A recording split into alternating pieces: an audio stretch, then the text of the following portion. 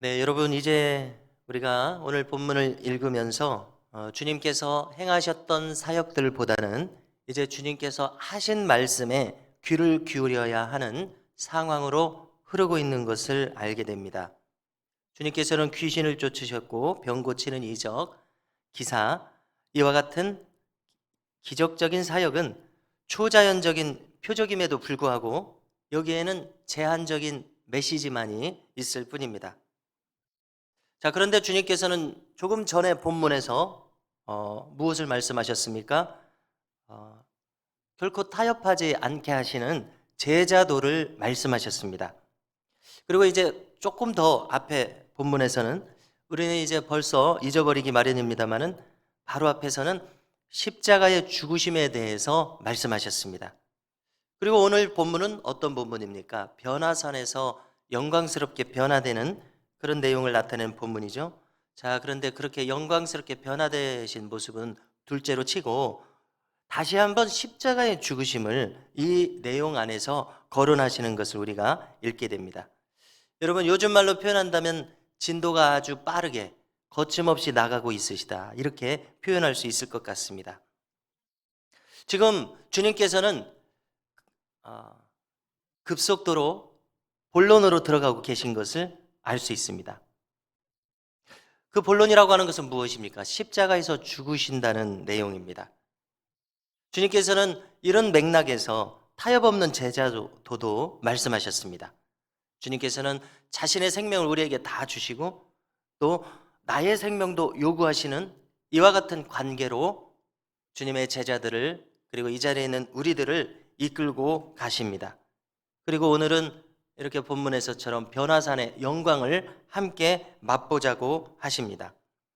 자, 변화산은 이제 전통적으로 다볼산이라고도 하고 저 북쪽에 헤르몬산이라고도 말합니다. 다볼산이라고 하는 것은 이제 나사렛에서 남쪽으로 10km 정도 가게 되면 있고요. 거기서부터는 이제 넓은 내륙에 유일하게 존재하는 넓은 평야가 있습니다. 자, 다볼산이 되었던 헤르몬산이 되었던 주님께서 이제 이 산에 오셔서 기도하시는데요. 제자도를 말씀하신 후에 8일이 지나서 기도하시러 오신 것입니다. 여기서 또 우리 눈에 띄는 것은 주님께서는 동행하시는 제자들 중에서 베드로와 야고보와 요한, 꼭 이 세 사람만 동행하신 것을 알 수가 있습니다. 조금 전에 읽었기 때문에, 하루 전에 읽었기 때문에 우리가 기억하는 것은 이제 회당장 야이로의 딸을 고치실 때도 베드로와 야고보와 요한만 들어오라고 하셨던 것이 기억나는데요. 여기서도 지금 이 셋만 데려가십니다. 제자들 중에서 이 셋이 핵심적인 인물인 것을 여기서 알 수 있습니다. 자, 그런데 이 산에서 함께 기도하시다가 이제 주님의 용모가 변화됐다고 기록합니다. 그리고 그 옷이 휘어져서 광채가 나게 됩니다. 어떻습니까? 이것은 분명 이 지상에서 존재하는 모습이 아닙니다. 저 천상의 모습이 여기서 실현되고 있습니다. 정말 자연을 거슬러서 초자연적인 하나님 나라의 영광이 여기에 임하고 있습니다. 자, 그런데 내용이 여기서 끝이 아니었습니다. 어느새 모세와 엘리야, 이 두 사람의 모습이 여기에 보입니다. 자, 우리가 이스라엘 사람들이 사용하는 말의 방식 중에서 구약 성경을 가리킬 때 우리가 신약 성경에서도 발견하게 됩니다만은 뭐라고 말하냐면은 율법과 선지서 이렇게 말합니다. 율법과 선지자 이렇게 말합니다. 그러면 율법이라고 하는 것은 모세오경을 가리키고 선지자라고 하는 것은 이사야서가 제일 분량이 많죠. 이사야서부터 해서 그 많은 선지서들 이렇게 뭉뚱그리면 여기에다가 시편을 더하면 구약 성경 전체를 가리킵니다. 이런 차원에서 볼 때에 모세 오경을 대표하는 모세와 선지서들을 다 대표하는 엘리야, 이 두 사람의 모습이 대표적으로 보이는 것을 알 수가 있습니다. 이 뜻을 새겨본다면 모세는 옛 언약을 대표하죠. 구약, 옛 언약을 대표합니다. 엘리야는 구약 성경에서 뭐라고 일컬어지냐면 메시아가 오실 것을 직접적으로 준비하는 선지자일 것이다. 엘리야가 올 것이다. 그래서 그 엘리야는 세례 요한이라고 주님이 말씀하셨습니다. 다시 말해서 이 엘리야는 새로운 언약을 준비하는 대표 주자입니다. 메시아가 오시면은 새로운 언약을 이제 맺게 될 것입니다. 자, 그런데 우리가 가만히 생각해 보면 그 새로운 언약이라고 하는 것은 십자가에서 죽으셔서 부활하심으로써 우리와 맺는 언약인 것을 알 수 있습니다. 다시 말해서 지금 주님께서는 모세와 엘리야와 대화하신다는 것은 옛 언약과 새 언약을 어떻게 이룰 것이냐 하는 것을 대화하셨다고 우리가 이렇게 짐작해 볼 수 있는 것입니다. 아니나 다를까 우리가 31절을 읽으셨는데요. 31절에서 무슨 내용을 모세와 엘리야와 함께 거론한다고 기록합니까? 장차 예수께서 예루살렘에서 별세하실 것에 대해서 말하고 있다고 기록합니다. 자, 이 순간이었습니다. 이제 베드로와 제자들이 졸고 있다가 깨어나게 됩니다. 그리고는 이 놀라운 광경을 목격합니다.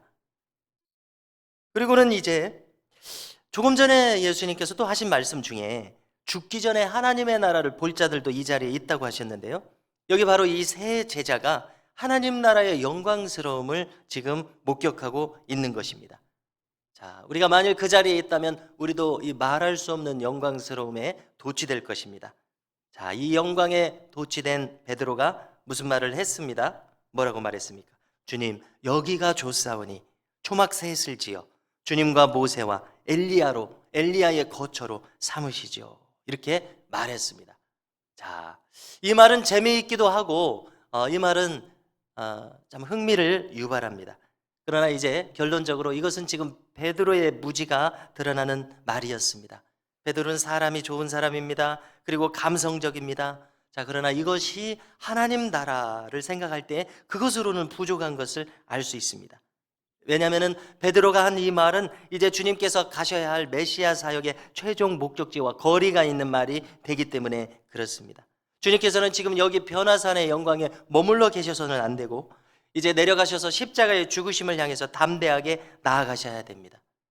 그리고 그렇게 십자가를 지신 다음에야 부활의 영광을 맛보시게 됩니다.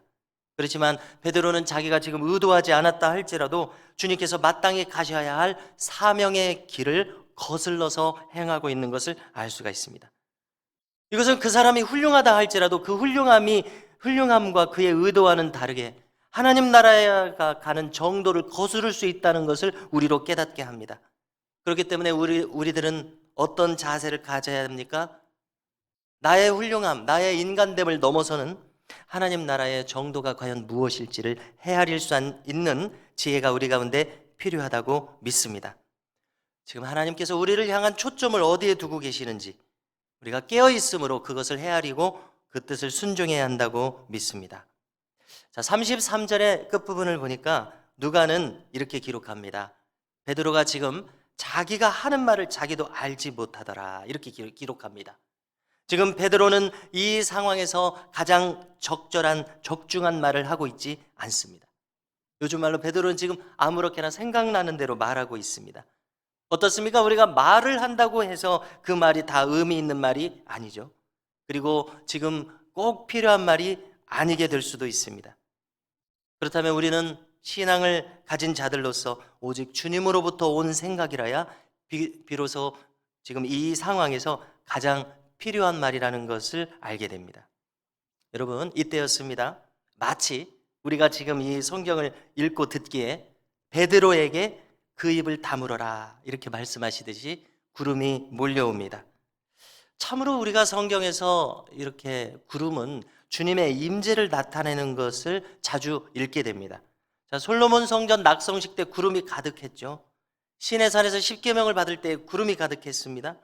이사야가 성전에서 소명을 받을 때 구름이 가득했습니다. 또 주님께서 재림하실 때 구름을 타고 오신다고 하십니다. 아니나 다를까 이 구름 속에서 주님의 음성이 들립니다. 뭐라고 하십니까?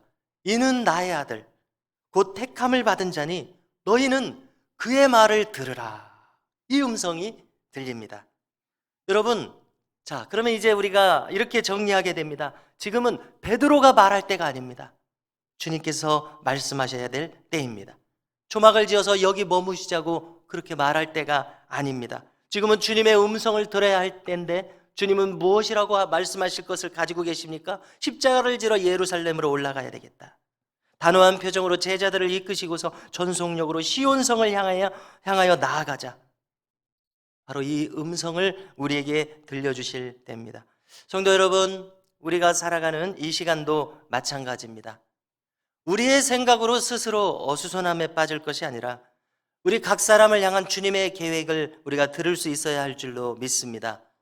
우리 교회를 향한 계획, 나 자신과 우리 가정을 향한 계획, 과연 주님께서는 뭐라고 말씀하시고 우리를 인도하실 것인가?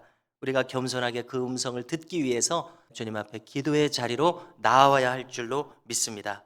그리하여 주님으로부터 우리를 인도하시는 세미한 음성이 들려주시는 은총이 우리 가운데 있기를 주님의 이름으로 축원합니다.